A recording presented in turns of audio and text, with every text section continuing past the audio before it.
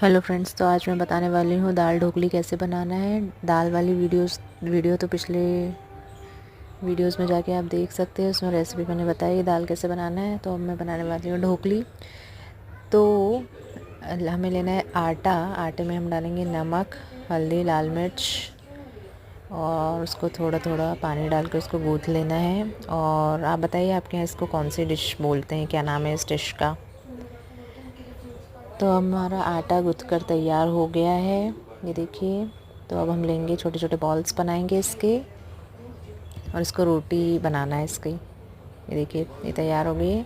अब चाकू से इसको कट करना है, जो भी पीसेस में आप काटना चाहें उसमें काट सकते हैं, जिस भी शेप में चाहें। और फिर ये यहाँ मेरी दाल बन रही है, इसमें मैंने डाल दिया है, ये काट के डाल दी है इसमें। और इसको बॉईल करना है 10-15 मिनट तक। कच्चे नहीं रहना चाहिए, अपने हिसाब से देख लेना कैसे कितनी देर तक रखना है। और फिर उसके बाद ये रेडी हो गई है हमारी दाल ढोकली। इसको खाइए अचार के साथ, बहुत टेस्टी लगेगी। वीडियो को लाइक, शेयर, सब्सक्राइब कीजिए। Thank you.